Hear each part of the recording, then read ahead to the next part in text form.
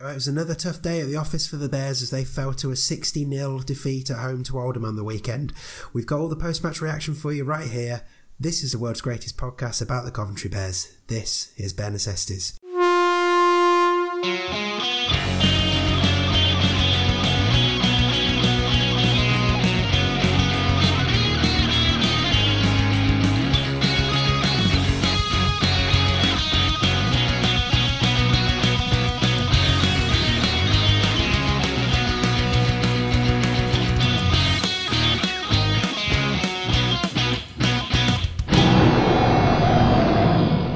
Welcome to Bare Necessities, your podcast all about the Coventry Bears. We live at covbearspodcast.com. We're at covbearspodcast on Twitter. You can subscribe in Apple Podcasts, YouTube, Stitcher and plenty of other places. And we're sponsored by the Bears Vice President and York's Tim.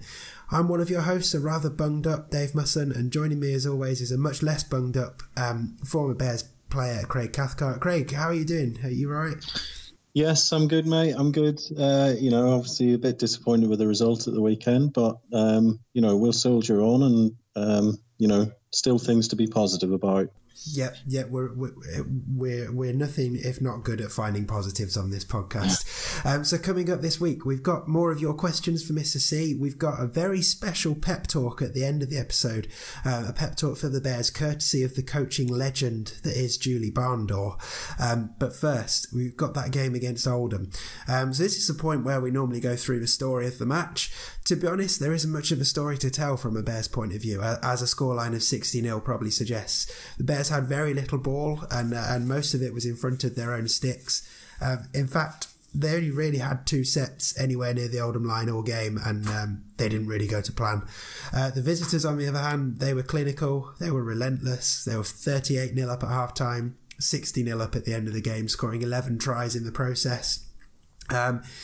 337 people at the Butts Park Arena though, so it's a decent crowd still on Sunday to watch the game, and we're going to pick over the game shortly. But first, here's the post-match reaction of Bears head coach Tom Tsang. Oh, Tom, obviously the scoreboard doesn't look brilliant, but there was no lacking in effort from your players on the pitch. But it's difficult to get around the fact that Oldham are a very, very good team, and they were very good at capitalising on mistakes today, weren't they? How did you see the game? Yeah, I thought Oldham were very good. They're very clinical. They made most of all their opportunities, but I don't think we did ourselves justice. I think the scoreboard is probably a fair reflection of the game, in my opinion. I think that they were that much better than us just in the execution. Not better than us player for player, individually, but in terms of their execution. They made very few errors. They threatened every time they touched the ball, and they just ran with real purpose and commitment. We just got going on the back foot quite easily in defence, and we weren't able to. Or we might defend one set, but then we weren't able to then defend the second set every single time. When you're defending on the back foot, it's very easy then to give away penalties because you're trying to do something to slow the ruck a little bit. And like I said, we weren't able to defend the second set either after the back of an error, off the back of a poor kick, because we had quite a few of those, or off the back of a penalty. We just couldn't quite back up. So yeah, full credit to Oldham. They were ruthless and deserved the win. With a performance like that, I mean, what do you do in terms of? Are there positives you can take from this afternoon, or is it more about learning from what's happened on the pitch? There's always positives, whether that's on an individual level, whether an individual player's played well, or an individual, an edge unit has played well, or whether the team has played well in patches. And there was that throughout the game, but we just couldn't put those periods together well enough, and Oldham didn't give us the opportunity to do that either. So every time we had the ball, their defensive line was so quick that we couldn't put together our set pieces and our plays to enable us to get away from our try line, or to enable us to attack with any sort of genuine threat. But we'll come up against that more times than we won't against the teams in our league. So we need to be able to create those opportunities ourselves and not wait for the opposition to slack off and give us the chance. So that's kind of the sort of the thought process that we'll take from this. But we're not happy with the way we performed today. I'm not I'm putting a lot of praise onto Oldham, but that doesn't take away from the fact that we didn't do our job ourselves today, and we need to fix that up pretty quickly. We're a team that hasn't won for a while now. Yeah. So I'm not saying anything new there, and with that comes probably a lack of confidence in the group.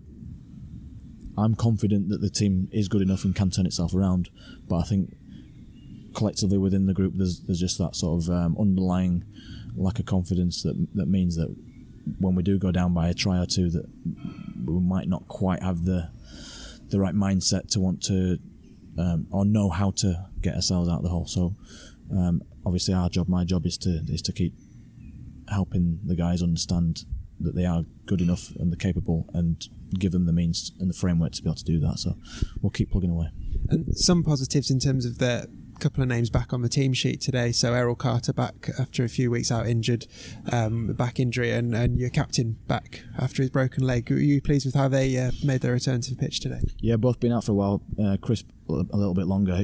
We're only expecting him to play sort of 40 to 60 minutes, and he managed to stay out there for 80, and he was as good as we could have expected, if not better, in that time. So he'll make a big difference for us once he gets his match sharpness and match fitness back. You can't underestimate what a specialist second rower can do in terms of locking an edge defence unit. Everything starts from sort of 5-4 men in from the touchline, and that's his position, and he'll make a big difference once he gets into it. And obviously Errol was good, and we've got a couple of, like Jason Bass was back from his stint away with English students. So we do have guys coming back from injury, although we did pick up a few again today. I was going to ask the flip side of getting some back from you've lost a few more today. So have you got any updates on the three that went off injured today? Yeah, Ben Gray dislocated his shoulder. We don't know how bad that is until it's sort of the swelling will come up the next 2 or 3 days, and then settle after that period. So probably midweek we'll be able to get a better picture of how he is. But that was dislocated shoulder, something that plagued me, so I know it can be quite serious. Well, fingers crossed he's not that bad. Liam Rice-Wilson, an ankle injury of some description, not sure exactly. Again, swelling. Once the swelling goes down, we'll be able to see a bit better. And then John Aldred, another shoulder problem, but that's more of a long-term thing that he suffers from. So all three will probably, if we're being realistic, be out for next week. But how long after that, we'll wait and see. And last time we spoke was after the North Wales game when Dante had done an injury and weren't sure of a prognosis at that point. Have you got an update for when you're likely to see that afro back again? Not in the short term. We don't know beyond that. It's an ACL injury, but he's still undergoing scans and testing to understand exactly how bad, whether he needs an operation.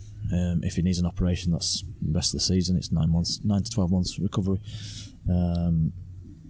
Obviously, we don't want that to be the case, so we'll just keep our fingers crossed, and hopefully it's more of a strain than anything else. And just to round off, I mean, obviously you make the trip up to Hunslet next week.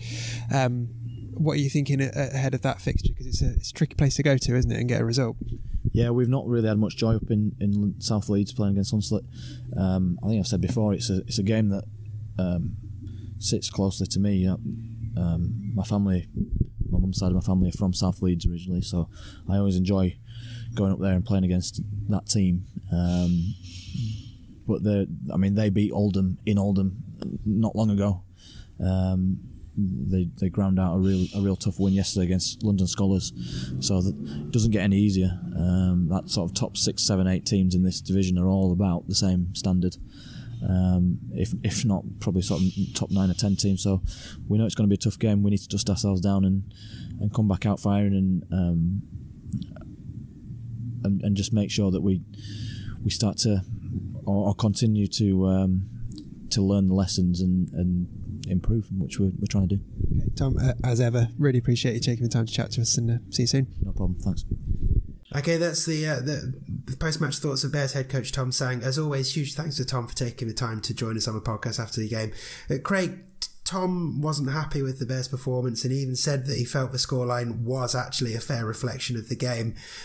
We've had a bit of time to reflect on the game ourselves now. How did you see it yesterday? Because I know you were quite impressed with Oldham, but disappointing from a Bears' point of view.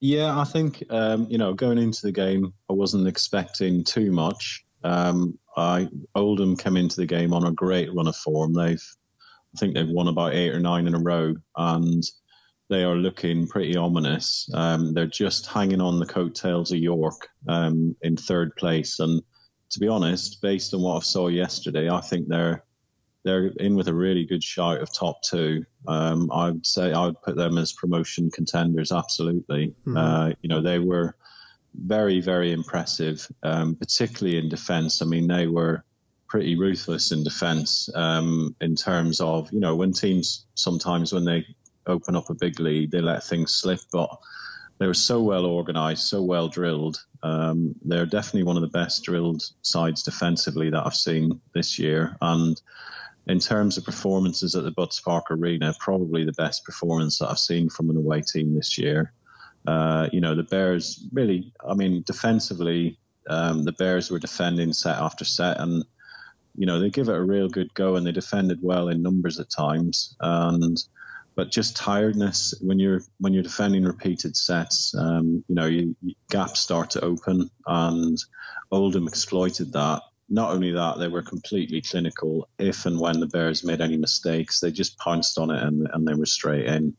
They're a very good side. I was expecting them to be quite a big side with some bulldozers in the forwards, but actually they played some good pass. They I think it was their second or third try was a brilliantly worked try. One of the best that I've seen this year. They were really, really top side, and I think for me, as I said, I could handle probably a defeat of that magnitude if the Bears had put in a good attacking threat. But from an attacking point of view, it was disappointing. I think it's down to, the Bears have had a bad run of results, and I think some of the attacking play, you can see that there's a bit of a lack of confidence in some of the players. That there was a real zip at times earlier on in the season, particularly when the Bears had that run in the Challenge Cup and they were picking up wins. They were really creative going forward, and the Bears halfbacks really caused teams problems, but they didn't really get a chance. And when the Bears did get a chance yesterday, they didn't really, make much of it. So that's a disappointment. I think, at some point they're going to get their mojo back and start to play well in attack again. Yesterday wasn't the day, and as I said, it was a little bit disappointing. But some of the, a lot of the lads can hold their heads high in terms of the effort that they put in, and certainly for the crowd there was an appreciation of some of the effort of some of the players. I think at some point, we keep saying this, at some point, these are young lads, and it's a tough journey for them at times. It's a very young team, probably one of the youngest in the league, and the Bears are operating with probably the smallest budget in the league. So, unfortunately, the reality is that they're going to have some heavy defeats at times, particularly when they come up against such an experienced side as Oldham. You could just tell their experience, of all their players. But, the lads need to keep plugging away. They need to be positive. They need to think about potential wins coming up in the next couple of months. And, they need to try and finish the season on a high. There's been some big highs and big lows this season. I think some of the difficulty as well comes from, with Oxford and all goals dropping out of the league.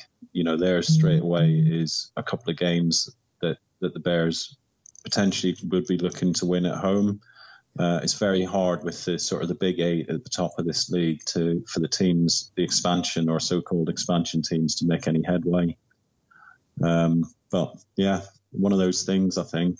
Yeah, one thing that was good at yesterday's game was, and I talked about it with Tom in the interview, was to see Chris Barrett and Errol Carter both back from injury. Yeah. I thought that they, for Chris to put in a full 80 minutes in his position, having come back from a broken leg, was hugely impressive. It was like he'd not missed a beat, really.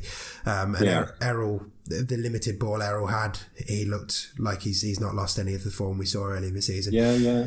It was just a shame that we get 2 back from injury and then lose 3 more, a couple of dislocated shoulders and an ankle injury for Ben Gray, for John Aldred and Liam Rice-Wilson yesterday. So that's a shame that they get added to the injury list. But I guess that's the nature of this sport, isn't it?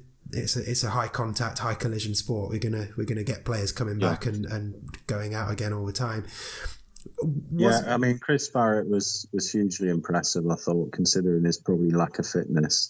And it was great as well when I walked into the stadium. He was on the pitch, and a few fans were, acknowledging that he was back and really happy to see him back, because he is the heartbeat of the team. He's the most experienced player in terms of League One performances in the Bears lineup.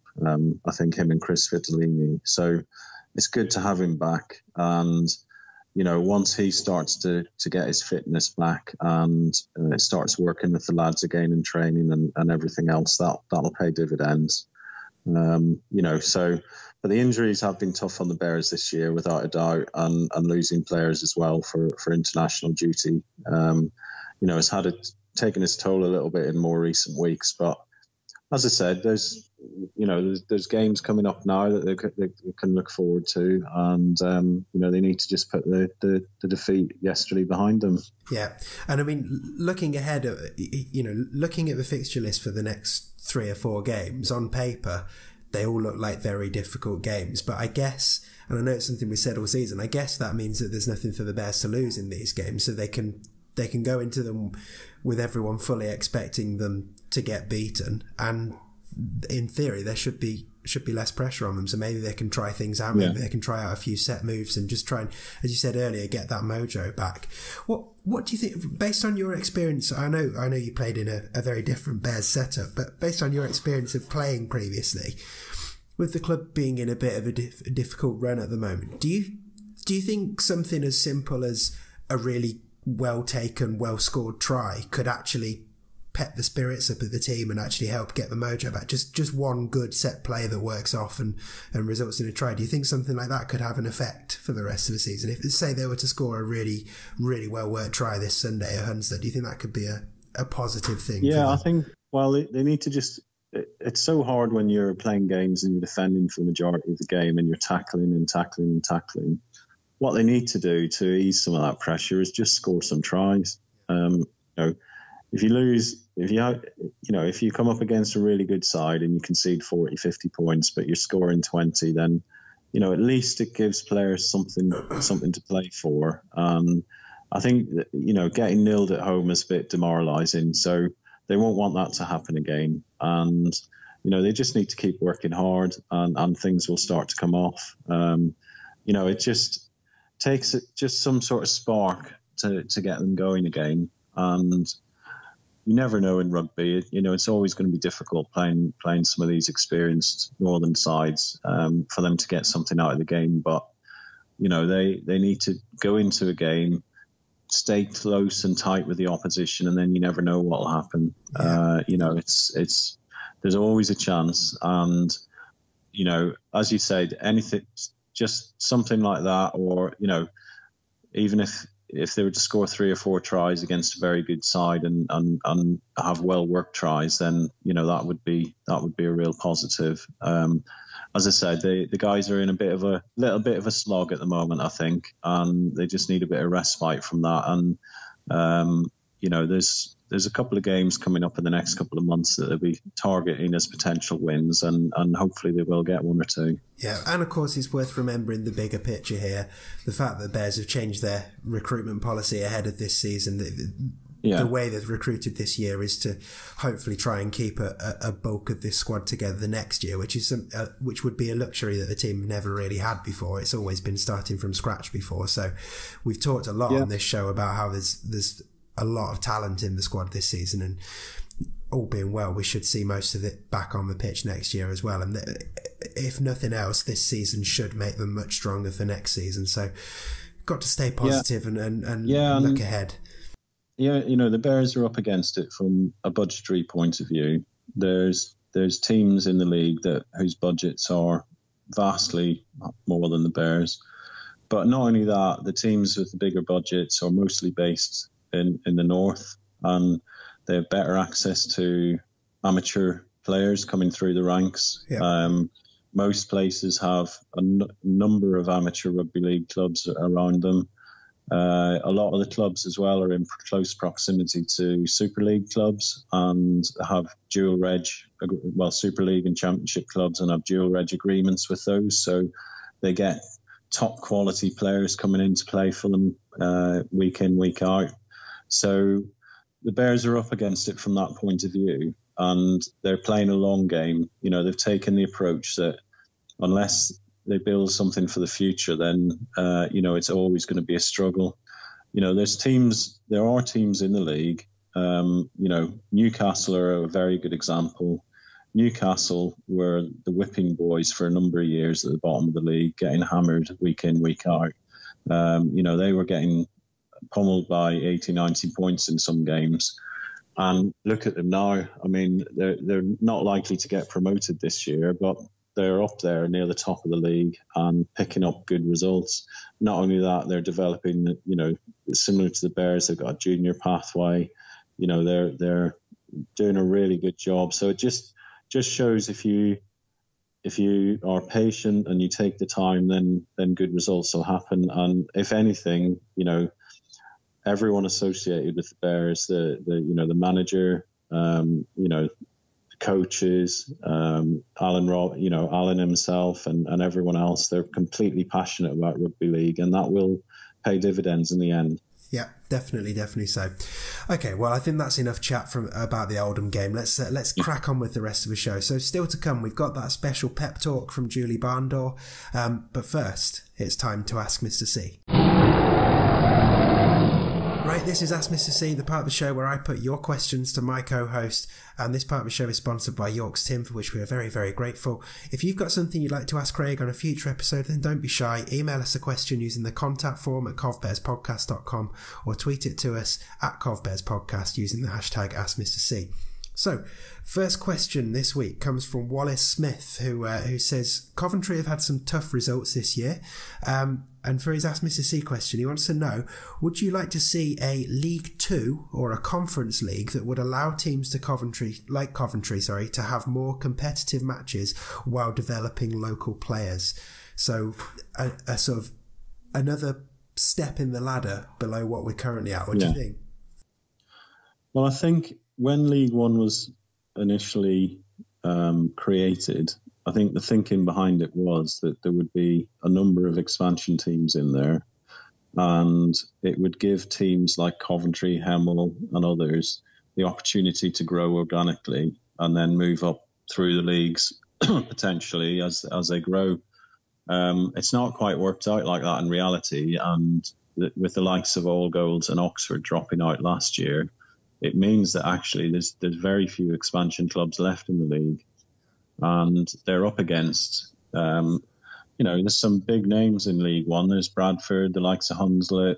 There's Keighley. There's some clubs that have had, a pretty glorious past, with 100 years plus of history. And as I mentioned just a couple of minutes ago, all the infrastructure and everything that goes with that. So it's tough for them. I think the structure of the league last year, where the league split into two at the halfway point of the season, was better in that respect, because if you were in the bottom 8, then you still had something to play for and you were playing teams in and around you.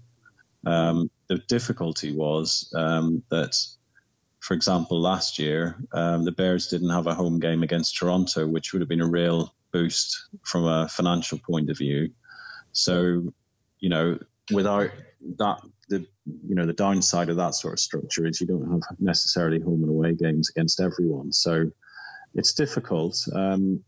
I think it's a very valid point. And, I think it would be good for the Bears to have more competitive games against equals. But the problem is there's actually, if you look at the league, there's very few expansion teams left now. And who's likely to come in?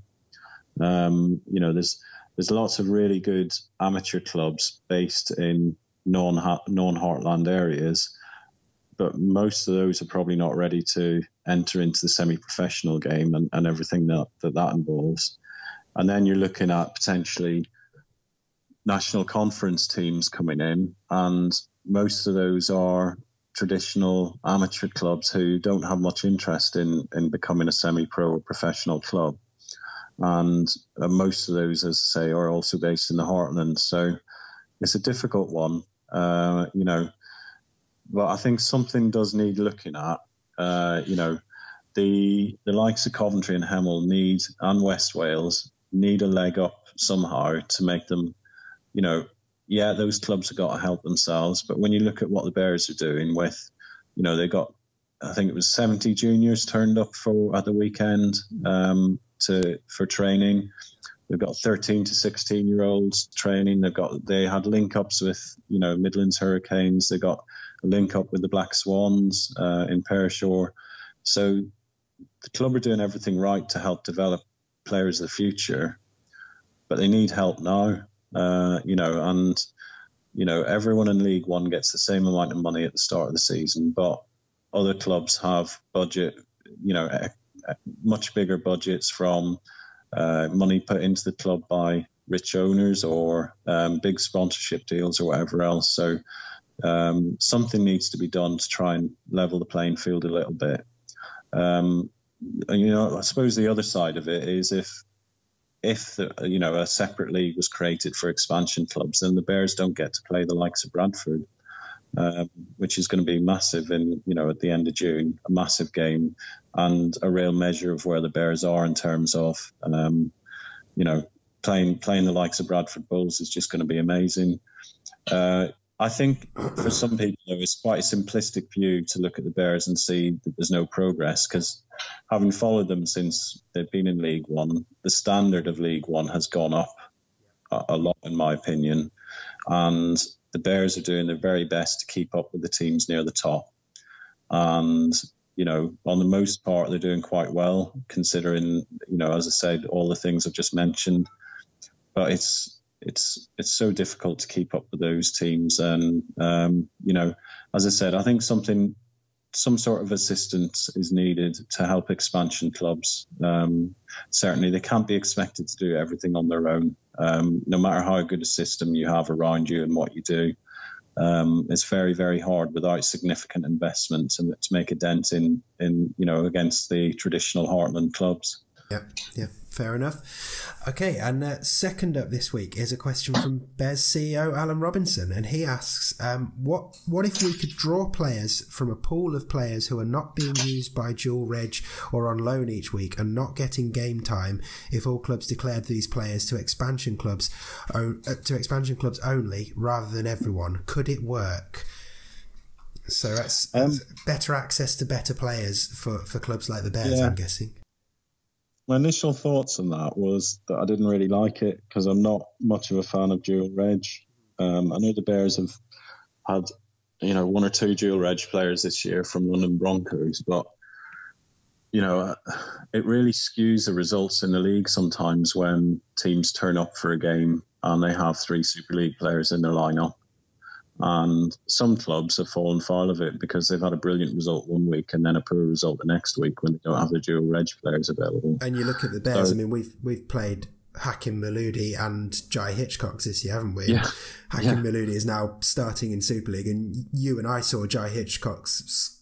He scored the Castleford's consolation try at the end of the grand final last year, didn't he? So, shows the difference in class there. Yeah. And those players will make a difference, no matter what anyone says. They make a difference to the results on the pitch. Hakim Maludi scored 38 points against the Bears earlier on in the season. So, you know, he definitely made a difference that day. However, having thought about it, I think probably the spirit in which Al was asking is, I think some sort of draft system would work. Better administration from the RFL to help expansion clubs would help.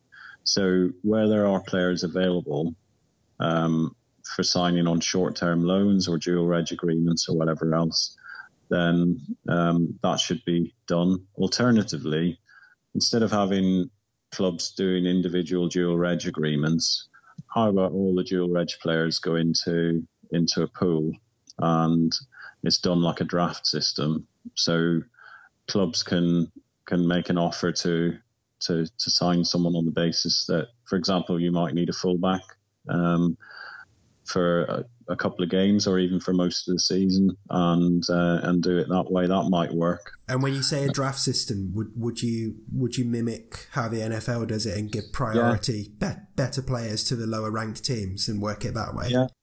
Well, or just give everyone an equal shot. Do it in turns where you get to pick certain players. I mean, the whole thing behind that is whether the players themselves would be happy about doing it. But certainly something like that might even things up in the league. It's a bit of a out there thing, I guess. But I think we're at a stage where the RFL and others need to be thinking out of the box a little bit about how to even things up and give. Because even in Super League, there's a gulf in class, isn't there, between, say, the bottom four and the rest. And then you go into the championship, and there's like a top six, and then the also runs behind them. And there's results in the championship where teams are getting absolutely thumped as well. So, something needs to be done to give teams that potentially might struggle more of a chance. Okay. Yeah, some interesting thoughts there. Well, that's it for the questions part for this week. But don't forget, if you've got something you'd like to ask Craig on a future episode, then don't be shy. As mentioned earlier, you can email us a question using the contact form at covbearspodcast.com, or you can tweet it to @covbearspodcast using the hashtag #AskMrC. And thanks as ever to York's Tim for sponsoring this section. Okay, we're almost done for another episode, but before we go, a couple of things to sort out and remind you of. So first of all, a reminder that you all should go and get your tickets for the Bears' next home game at home to the Bradford Bulls on Saturday 30th of June. Tickets are available online. Just follow the links from the Cov Bears website, or you can find it on Facebook and all of that kind of stuff. Craig, we're getting quite excited about that one now. I know you and I were working out where the music stage is going to be at the ground yesterday. So why don't you just, because my voice is slowly going, why don't you remind everyone what else is going on apart from the game when Bears play the Bulls in a couple of weeks? So it's going to be a long day for some of us. It starts off at 9 o'clock with a tri-tag tournament at the Budspark Arena. Tri-tags recently come to Coventry in Warwickshire, and some of the players from that will be doing it, along with rumoured to be a Bears old boys team. And some of them are very old, believe me, so that'll be to watch. Then after that, there is a load of juniors are going to be playing on the pitch ahead of the game. That's going to be fantastic for them because there'll be a big crowd by the time they finish. And then we've obviously got the game itself. And throughout all of this, there's going to be beer tents with craft beers and barbecues and everything else set up. And then after the game, after the main event, there'll be some music from some really good bands, including your band as well.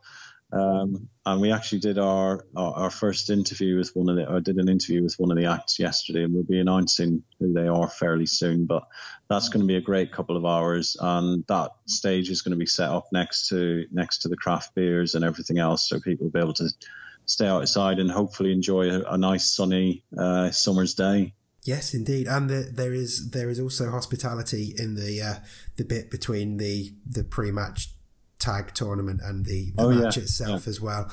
So if you're a fan of hospitality, then that is available. I think off the top of my head, it's £40 for a 3-course meal and match ticket. And the hospitality that the Bears have put on this season has been great and has been successful. So lots of reasons to get excited. And of course, it's also worth reminding you, as we mentioned on previous shows, we are going to be pulling together a special preview episode for the Bradford game that will go out a few days before that match. So do keep your eyes and ears peeled for that. It's going to have a few different interviews of various people involved with the day, either the game or the stuff around it. So it'll give you a nice little idea of what's going on. And the other thing we need to do before we leave is we won't spend too long on it, but just have a quick look at this weekend's game. So it's a trip to South Leeds Stadium to play Hunslet. Craig, without wanting to sound like I'm repeating myself again, it's another tough ask this weekend, isn't it? It just doesn't get any easier. Hunslet are a good team. Yeah, they're a very good team, and they've been doing well this year. They've had a couple of inconsistent results again, but they've had some very, very good wins as well. Again, they're right up there and in with a shout, potentially a promotion. I think last year they probably had what they would consider quite a poor season, and it looks like they've recruited well in the summer to bring in some top quality players. It's going to be a good day out for fans going up there either way. I mean, it's a very, very nice club, and they make everyone feel very welcome. So that'll be a good day out. I mean, the Bears went there last year and played quite well in patches, but ended up having a relatively heavy defeat, against some very, very good players. But Bears kept fighting to the end, and that's all they need to do this year is just give it a good go, keep fighting to the end, and hopefully something will come out of it. I mean, the one sort of plus is that I think Hemel pushed them quite close earlier in the season, and North Wales and others have pushed them relatively close. So Bears are definitely in with a chance. They just need to, again, keep saying this, they need to play to the potential, they need to believe in themselves, and they've got a chance. Yeah. Well, whatever happens on Sunday, we will, of course, be back next week to talk it over and bring you the reaction from the game. And also, over the next couple of weeks, Craig and I are going to be, each of us going to be offering up our Bears team of the year so far. So what we're thinking, we'll probably do my one next week. So I'll name my what I think has been the best starting 13 of the Bears so far. We'll go through that next week, and then the week after we'll go through Craig's. If you guys listening want to get involved and you want to send us your teams of the year so far, then feel free, tweet us your team of the year or email us your 13 best players of the year so far. It'll be interesting to see what people think, and we'll make sure that once we've got both of our teams in, we'll put those up on our Twitter feed as well. But that's just about it for us in terms of this episode. But to play us out this week, we're going to do something a bit different. So we know that the Bears are in a bit of a rut at the moment, and we wanted to see what we could do to help. So we contacted the coaching phenomenon that is Julie Barndoor to see if she would record a pep talk for the Bears players, which she very kindly took time. She very kindly took time out of her busy schedule to do for us. So for any Bears fans listening, there's some things in here that you'll be wanting to keep an eye out for on the pitch, some new tactics. I don't think we'll have necessarily seen a Bears side employ before, but they might prove effective. And for any Bears players joining us, well, just listen up, pay attention. Julie Barndoor is here to help. So yeah, enjoy this pep talk from Julie Barndoor. And Craig, I guess I'll see you again next week, and we can reflect on the Hunslet game and see if Julie's talk has made a difference. Yeah, I think it will. Definitely. And if you enjoy this from Julie Barndoor, then do check out her Twitter and YouTube pages as well. There's some more pearls of coaching wisdom on there. But yeah, we're going to play out now with a special pep talk for those Bears players from the coaching wizard that is Julie Barndoor. We'll see you next week. Coventry Bears. A little bear has told me you are going through some exacting times, and has asked me if I would provide you with a little pep talk. Just like the one I dialed into the Blues this morning. That win wasn't down to Fittler, believe you me. It had Barndoor written all over it. So, it seems your coach, old Tommy boy, has possessed you with the skills and tools to play God's greatest game, but he hasn't armed you for war. And that, Bears, is my job. Win at all costs. That's my mantra. And I'm going to give you a few tic-tacs to enable you to do that. Number 1, the willy yank. Simple. In the tackle, you grab the willy, if you can find it, and you yank it as hard as you can. This will shock them so much they won't get up to a quick play of the ball. Number 2, the nose ripper. This one isn't for the faint-hearted. In the tackle, you stick 2 fingers up the nostrils of your opponent and you drive it in and up. They will be in so much pain that it will take them out of the attacking play for the rest of the set, thus making defending easier. Number 3, the ear drive. Now we all mess about in the tackle using our opponent's heads to get up. When doing this, slip a finger into the ear canal and wiggle it about. But don't go in too far, as this can result in deafness. I think some of these tips should bring you back to winning ways. And if in doubt, I always tell me under-9s ATM. Aim to mim. And remember, what the ref don't see, he can't penalise you for. Now, lads, if your fortunes don't change, the Barndoor is always willing to take over from Tommy Boy. I'm looking to move on from the under-9s, and you lads could be my stepping stone to the England job. Good luck, lads. You've got this. It's war out there.